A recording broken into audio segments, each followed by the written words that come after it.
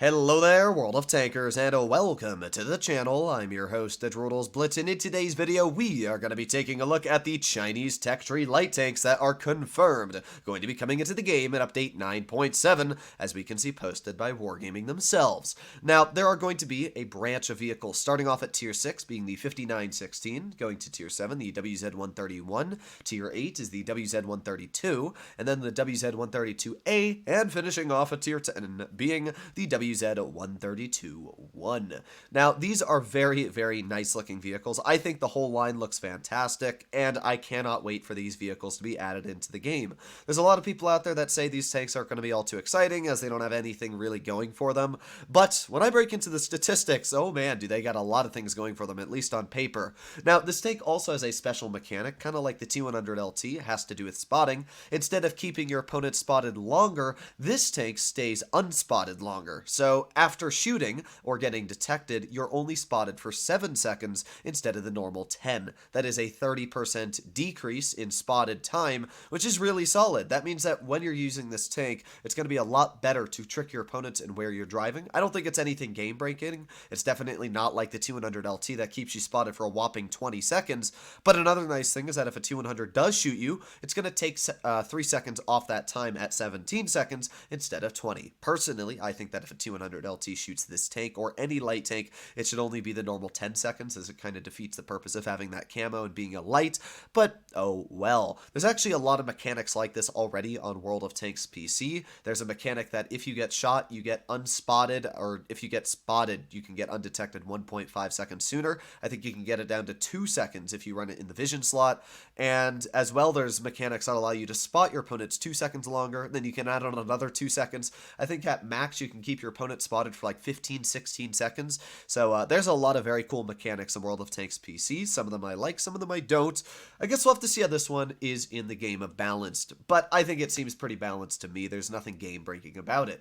Also, I should point out that Middleburg is going to be getting a PBR rework in Update 9.7 finally. This is definitely Middleburg here, and I gotta say it looks pretty nice. I'm hoping Wargaming did not saturate the background, but I guess we're gonna have to see when it is released. So, we are gonna break into the statistics of the WZ-132-1. I'm going to talk about its strengths, its weaknesses, and how I feel the overall vehicle is going to perform when it is released into the game. First thing I should point out is equipment. I am running Kali on it, but if you want to see its DPM with gun rammer, it is 3,563. Which is a lot. I mean, that's really good DPM. That'll make this the highest damage per minute light tank in Tier 10.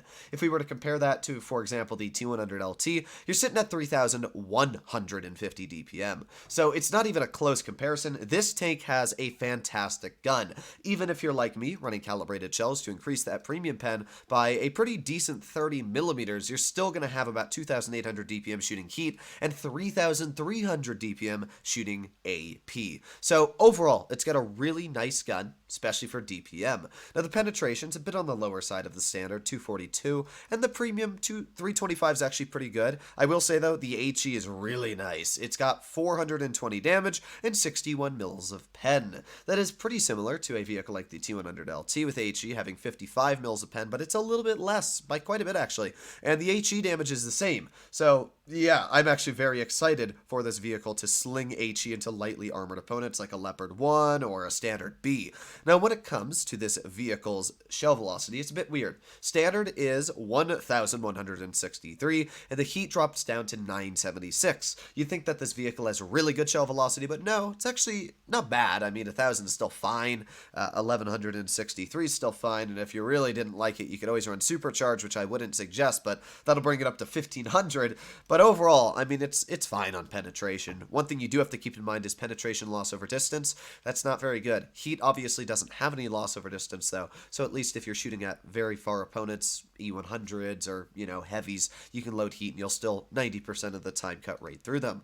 When we take a look at the vehicle's reload, it is a 5.98 second reload with Kali and a 5.5 with gun rammer. Now, there's a bit of a problem with this tank. I actually think that Wargaming should have made it about a 380 alpha, because the problem I have with this vehicle is with only a 6-second reload, that means no matter what, you're going to have to stay in cover for another second before you're reloaded. It would have been a lot better off if Wargaming made the reload 7 seconds or somewhere around 7 and gave it a higher alpha, keeping the same DPM. That way, when you did shoot, you could also be undetected by the time you're poking again on your reload. I guess this is one of the ways to balance it, but yeah, do keep in mind that your reload is slightly faster than your unspotting time, which means that you're still going to have to stay in cover if you get detected for 1 second before you do poke and shoot. So when it comes to the gun handling, this is where the tank is really, really good. Base aim time is 1 second. Yes, you heard that right, 1 second. To compare that to the T100LT, even if we put on the same modules, the aiming time on the T100LT is 1.55. And the Batchat, if we were to do the same thing and put the modules on it, the Batchat's aiming time is still 1.36, which is currently the best. So this WZ-132-1 is going to absolutely blow the doors open when it comes to incredible aiming time, just like a lot of the Chinese vehicles in World of Tanks Blitz. If we are to compare that type of aiming time to, for example, the WZ-121, the 121's aiming time is still quite a bit better. As we're going to see, it is 0.91 base, and that means if you're running all modules, it can get down to 0.81, but still very impressive aiming time. Sorry, I had a bit of a death there in my voice. Now, if we take a look at the on-movement dispersion, it is 0.119 and 0.119.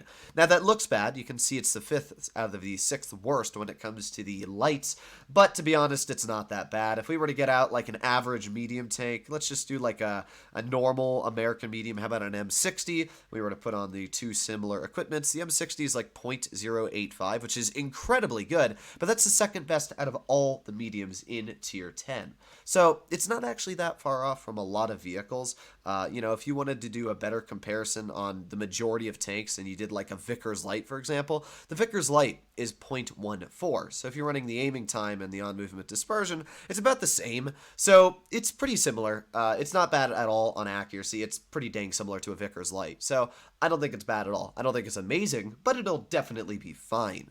And by the way, dispersion at 0.308 is really good. That means if you really wanted to with that insane aiming time, you can run Refined Gun and still have that aiming time because of the fact that this is for on-movement dispersion, and then you could also have 0.277 dispersion. Personally, I would suggest to stick with V-Stabs because you want that good on-movement dispersion. It is a light tank after all, but I guess we'll have to see how it performs when it is released. Now, when it comes to the traverse speed of this tank, it's pretty freaking fast. I mean, its turret traverse is 46 degrees a second alone, so you're never ever going to have to worry about really anything outmaneuvering you. You'll be fine. Obviously, it's a light. When it comes to weight, this is actually the heaviest light tank at 34 tons. For example, the T100LT weighs in at 17 tons, and the Vickers Light weighs in, if we make our way down, at 32 tons. What that means is that this might be a very solid vehicle for ramming other light tanks, especially a vehicle possibly like the T100LT, so do keep that in mind. It's very heavy. Now, because of that weight, this does create it to have the slowest power to weight in Tier 10 at only a 31.61. Now, not in Tier 10, but Tier 10 for a light tank. Do keep that in mind. Imagine it was slower than the E100. So, yeah, its power to weight is still fantastic. I mean, 31 is insane. If you compare that to the Vickers Light, the Vickers Light is 30.69 right now. And if we were to take a look at a vehicle, for example, and by the way, the Vickers Light I did not put on engine accelerators, so that's really the big difference. 32.09, and the T100LT is 34. With engine accelerator, it's 35. So they're all pretty similar, but it is a little bit worse than the average on power to weight. Traverse speed is very good at 63 degrees a second. It's nothing insane, but it'll be fine. And the concealment is 34%. That makes it the same as the Batchat, and a lot better than a vehicle, for example, I guess like some of the worst ones, but to be honest, the majority of lights have pretty good camo, 34% for the Vickers Light, 37% for the T100LT. I think the only one that has worse camo is the Sheridan, which makes sense. The Sheridan's camo is only 28%, but yeah, really the Sheridan's the only one with the worst camo values. For the most part, you're going to be absolutely fine. Vickers Light has the same camo. The majority of them do, so yeah, its camo's fine though. It'll get the job done. When we take a look at the armor, it's got a very weird armor profile. We can see that it's got spaced armor on the sides, but to be honest, normally I'd pull up Armor Inspector to show you the armor because it's a lot better than Blitzhanger's modeling, but it doesn't really matter. The armor's not great on this tank. The upper plate's about 90, the lower plate's about 60. That means lower plate can be HE'd and the upper plate can be HE'd as well at certain angles, so do keep that in mind. When it comes to the turret, it's about 150, but it does go upwards to like 280 280, as you can see. There are some spots in this turret that are like 290, upwards of 300. So if you actually hit the edge of this turret, you will bounce it. You can see that here. It's actually a pretty solid amount of armor on the edges of this tank. And what that means is that while you're driving and while you're using this tank a bit hull down, you might get the occasional bounce, which is nice. So I will say the turret armor is actually not too atrocious. Hatches are awful. Both hatches are pretty bad. The side armor, this is really just going to be good for blocking HE rounds, but apart from that, you can see it's really not that thick, 150 to 84 through there.